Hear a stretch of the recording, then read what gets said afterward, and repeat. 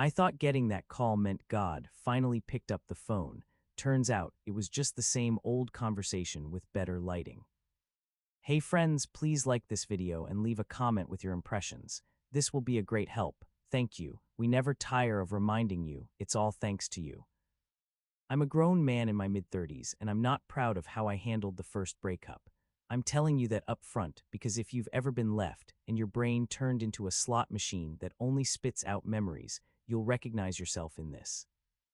Her name is Erin. We were together a little over 2 years, not a chaotic on-and-off thing, a real relationship with routines and plans. Sunday grocery runs, the same 2 mugs we always grabbed first. She'd sit cross-legged on the couch and pick a show while I cooked something simple that made the apartment smell like home. I'm not romantic in the movie way, but I'm steady. I show love by showing up. We broke up in April of 2024, and it happened in the most ordinary way that still feels violent in hindsight.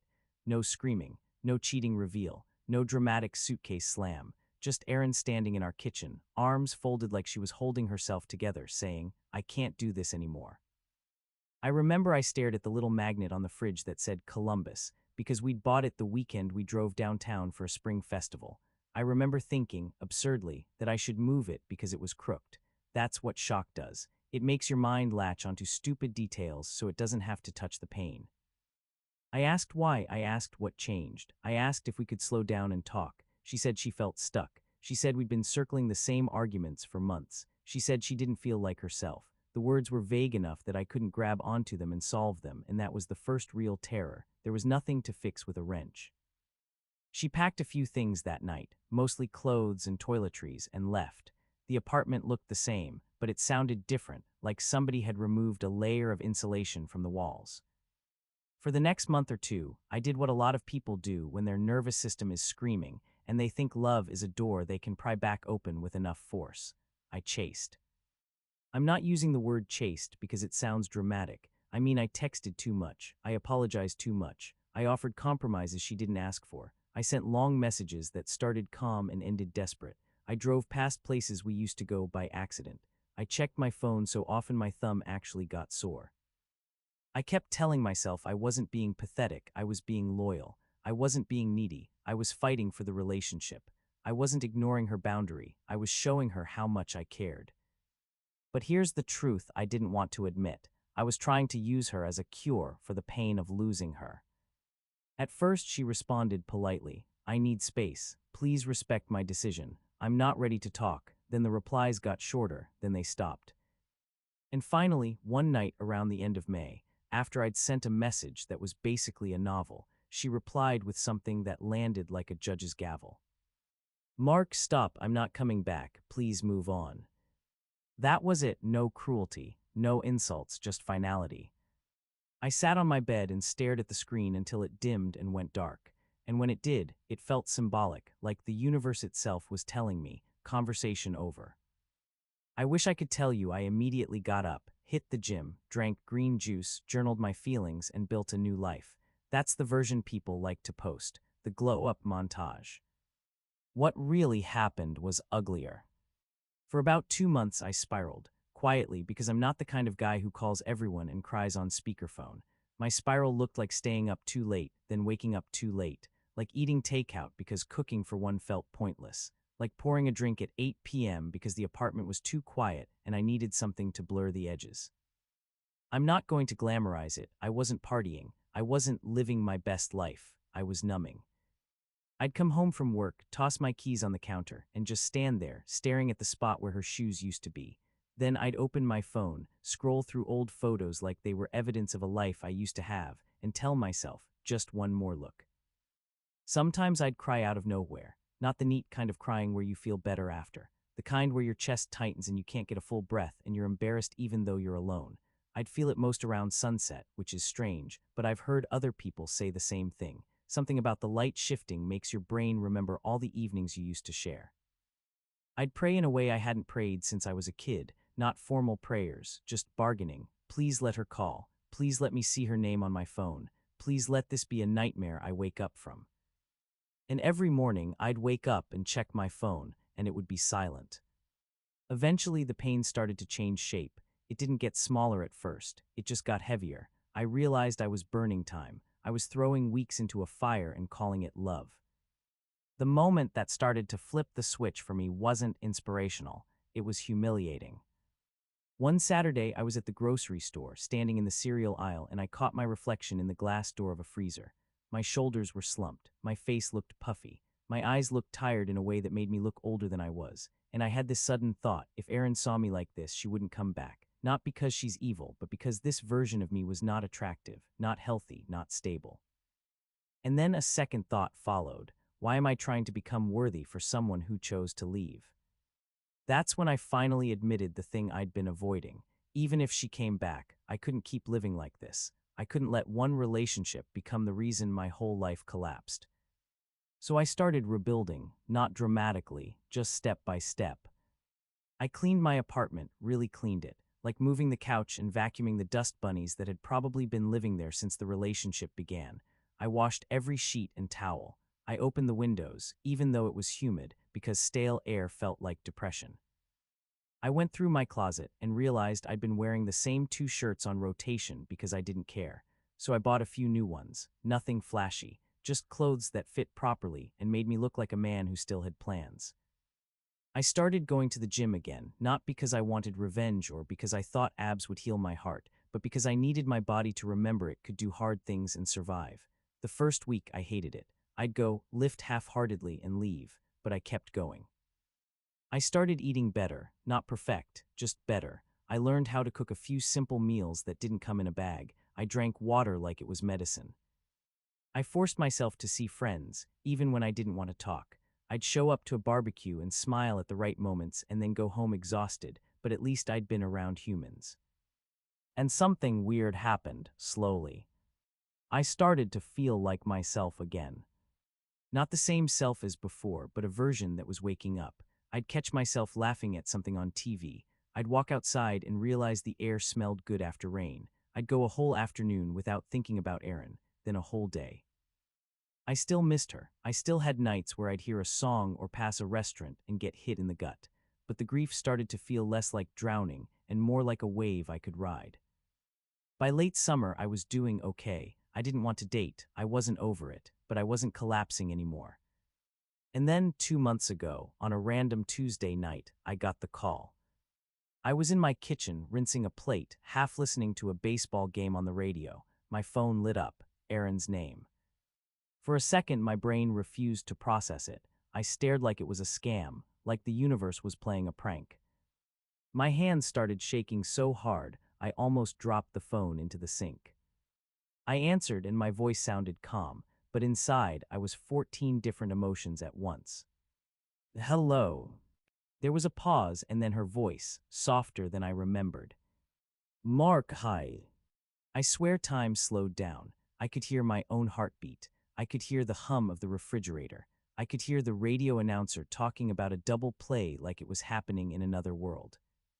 She said she'd been thinking about me. She said she missed me. She said she made a mistake. She said she couldn't stop comparing everyone else to me, and it felt empty. I should have been suspicious. I should have asked questions. I should have protected the part of me that I had just rebuilt. Instead, I felt something in my chest unlock like a door that had been jammed shut for months. I didn't say, I told you so. I didn't say, why now? I didn't even say, are you sure? I said, okay, talk to me. We met for coffee 2 days later. I picked a place near her apartment because I didn't want to corner her, and also because I didn't trust myself to drive if things went badly. She walked in wearing the same kind of casual outfit she always wore, jeans, a light jacket, and for a second my body reacted like it was 2023 again, like everything was normal and we were just meeting up after work. She looked nervous. She sat across from me and wrapped her hands around her cup like it was an anchor. We talked for 2 hours. She told me she'd been lonely. She told me she'd tried to date and it felt shallow. She told me she missed our routines, our talks, my steadiness. She admitted she'd gotten scared back then. That commitment made her feel trapped and she ran. I listened, I nodded, I asked a few calm questions. I tried to be the mature version of myself, the one who had been lifting weights and eating salads and learning to breathe through loneliness. When we stood up to leave, she looked at me and said, I don't expect you to forgive me fast. I want to try again if you're willing. I should have said slow. I should have said let's take time. I should have said we need to address what broke us. Instead, my heart did what hearts do when they've been starving. I said, yeah, I'm willing. For the first couple weeks, it felt like a miracle.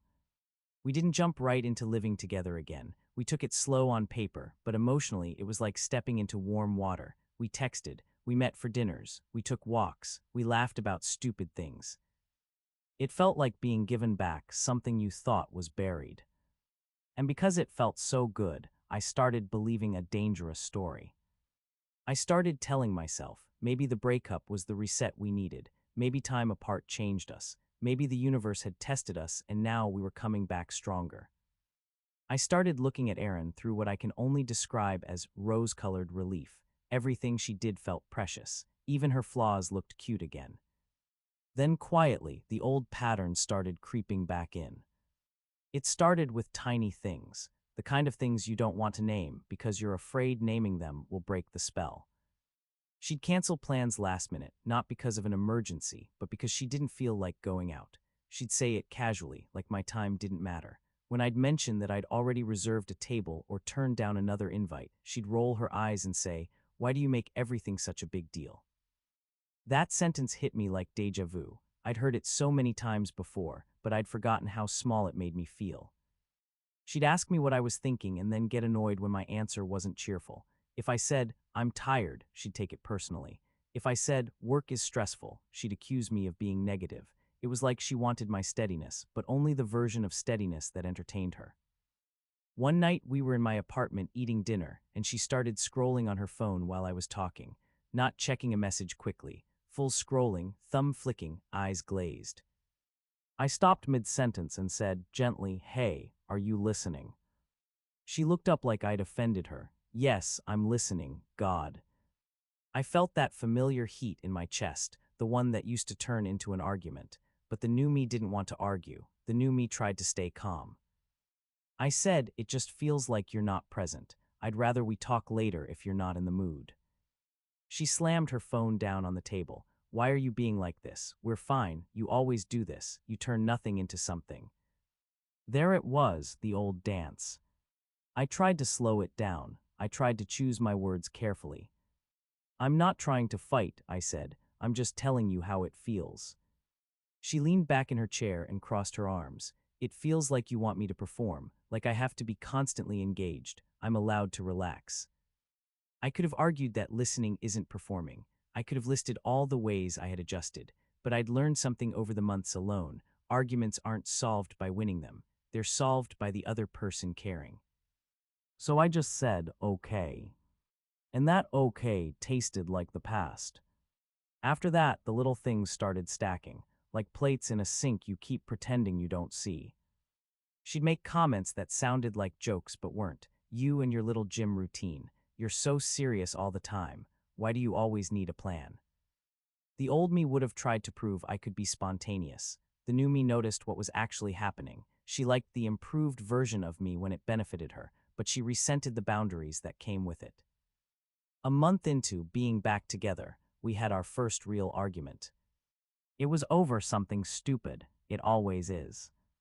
We were supposed to meet my sister and her husband for dinner. Nothing fancy, just a casual night. Erin agreed earlier in the week. Then the day of she texted, "I don't think I want to go. I'm tired." I called her, not angry, just trying to understand. "Are you sick?" I asked.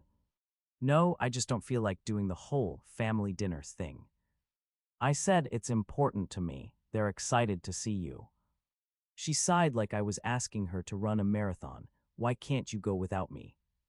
I said, "I can, but when you cancel last minute, it puts me in a weird spot. It makes it look like you don't care." And then she snapped. "Oh my God, Mark, not everything is about appearances. You're so obsessed with looking good to everyone. It's exhausting." That sentence stung because it wasn't true. If I was obsessed with appearances, I would have stayed quiet the first time she disrespected my time. I would have pretended everything was perfect. What I was obsessed with was basic respect.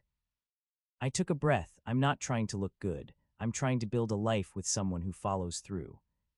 There was silence on the line. Then she said, colder, "Maybe you should find someone else then." The old me would have panicked. The old me would have said, "No, no, I didn't mean it," and begged her to stay. Instead, my stomach dropped in a different way, not fear, recognition. Because I remembered that exact moment from before the breakup, the moment when she turned a small issue into a threat of ending things, just to regain control. I said quietly, "Aaron, that's not fair." She said, "I'm just being honest. I don't want to be pressured." I realized then that nothing had changed, not the core thing, not the dynamic. I had changed. I had done months of work to become healthier, more stable, more grounded. But she was still Aaron, still allergic to accountability, still treating commitment like a cage. We didn't break up that night. We limped through dinner separately. I went to my sister's, smiled, laughed, and felt like I was acting in a play while my real life was unraveling in the background. Aaron and I talked the next day. She apologized, kind of. One of those apologies that's mostly a complaint. "I'm sorry, okay, I just felt attacked." I said, "I didn't attack you. I told you how I felt." She said, "Same difference." That line made something inside me go still. Because if she couldn't see the difference between a feeling and an attack, then every conversation would eventually become a war. For the next couple weeks, I really tried. I suggested we set expectations clearly. I suggested we communicate before canceling plans. I suggested we take things slow. I even mentioned counseling, not as a threat, just as a tool. She laughed. "Therapy for what? We're not married." And there it was again, the dismissal, the minimization, the refusal to do work unless life forced her. One Friday night, about a month after she came back, we were at her place. We'd ordered pizza. She was in a good mood, laughing at something on her phone, and for a moment I thought, maybe I'm overthinking, maybe we can just enjoy the good parts. Then she made a comment that snapped the whole illusion. She said lightly, "Honestly, when I left you, I thought you'd fall apart. I didn't think you'd actually be okay." She said it like it was a funny confession, like it was harmless. I stared at her. "What?" She shrugged. "I don't know, you just always seemed dependent on us. I figured you'd be texting me forever." My throat went tight, not because it was cruel, but because it revealed something about how she saw me. She saw my love as weakness. She saw my loyalty as something she could predict and use. I put my slice down. "So when you called me 2 months ago, why?" She looked away. "I missed you." I said, "Because you missed me, or because you missed having someone who loves you like that." She rolled her eyes. "Why are you making this into a thing?" I felt my hands clench and then relax. I wasn't angry, I was sad, and underneath the sadness was clarity. I stood up and walked to the window, looking out at the streetlights. I thought about the months I spent rebuilding, the mornings I forced myself out of bed, the days I chose the gym instead of the bottle, the nights I sat alone and learned to survive my own thoughts.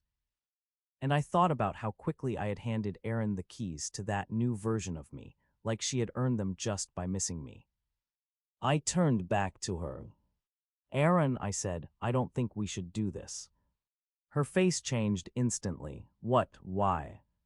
I said, "Because we're right back where we were. The same patterns, the same defensiveness, the same threats, the same lack of effort." She scoffed. "That's not true. You're just looking for problems." I shook my head. "I'm not. I'm recognizing them." She stood up too, suddenly furious. "So you're just giving up after everything?" The irony almost made me laugh. She left me. She told me to move on. She watched me claw my way back to life. Then she returned, and when I finally set a boundary, she called it giving up. I kept my voice steady. "I'm not giving up. I'm choosing peace." She pointed at me like I'd betrayed her. "You're being dramatic." I said, "Maybe, but I know what it costs me when I ignore my gut." She started listing excuses: stress, fear, "You're too sensitive, you're too rigid, you want everything your way." She was building the same old case, the one where my needs were unreasonable and her behavior was unavoidable. I listened, I didn't interrupt, and when she paused, waiting for me to argue, I simply said, "I hope you find what you're looking for, but I can't be your lesson anymore." That line came out of nowhere, and it was the truest thing I'd said in months. Her mouth opened, then closed. She looked stunned, like she couldn't believe I wasn't begging. "Are you serious?" she asked. "Yes." "So you're just leaving?" I nodded, yes. I didn't slam the door. I didn't call her names. I didn't threaten. I didn't make a speech about how she'll regret it. I just picked up my jacket, grabbed my keys, and walked out. In my car, my hands shook again like they had when her name first popped up on my phone, but this time it wasn't hope. It was grief with a backbone. I drove home and the apartment was quiet, but it didn't feel like a tomb anymore. It felt like my space. That night I didn't drink. I didn't scroll through photos. I didn't text her. I sat on my couch and let myself feel the loss without trying to fix it. And something else happened too. I felt proud. Not proud like I won, proud like I didn't abandon myself. The next morning, Aaron texted, not an apology, not accountability, just a hook. I can't believe you threw this away. I stared at it for a long time. My old self would have replied with paragraphs. My old self would have defended and explained. My old self would have tried to convince her I wasn't the villain. I typed one sentence. I didn't throw anything away. I stepped out of the same loop. Then I muted the conversation. Over the next week, she tried a few more times. A call, 2 texts, one message that sounded sweet, another that sounded angry. It was like she was cycling through strategies. And I realized something that hit hard. The call I'd prayed for all those months was never going to be the miracle I imagined, because the miracle wasn't her returning. The miracle was me becoming someone who could survive without her. That's the part nobody tells you when you're begging the universe for a second chance. Sometimes the second chance is not a reunion, it's a choice. I don't regret the time I spent rebuilding myself. I regret the time I spent destroying myself in the name of love. I regret every day I treated my own life like it was on pause until someone else decided I was worth coming back to. If you're listening to this and you're in that early stage, the stage where you check your phone 100 times a day and you feel sick when it stays silent, I need you to hear me. Your brain is lying to you. It's editing the past like a highlight reel. It's deleting the arguments, the disrespect, the exhaustion, and keeping only the warm moments because warm moments are easier to hold than reality. But reality is what you need if you want to heal. Maybe your ex will come back. Maybe they won't. Either way, if they come back and nothing has changed, you will get hurt twice. And the second hurt is different. The second hurt is you looking at yourself in the mirror and realizing you walked back into a fire you already escaped. What I learned is simple, but it's not easy. You are the only person you will have for the rest of your life. That doesn't mean you don't love others. It doesn't mean you become cold. It means you stop sacrificing yourself for someone who doesn't meet you with the same effort. I'm not saying Erin is a monster. She's not. She's a person with her own fears and flaws, but her flaws were expensive and I was the one paying the bill. Now my days look quieter, but they look healthier. I go to work, I go to the gym, I call my sister, I cook dinner, I sleep, I wake up. I don't pray for someone to save me anymore. I pray for the strength to keep choosing myself. And if you take anything from my story, let it be this. Missing someone is not the same thing as them being right for you. Loneliness is not a sign to go backward. It's a signal to build a life that feels like yours again. If this hit close to home, tell me in the comments. Would you take an ex back if they came back tomorrow, or would you protect your peace this time?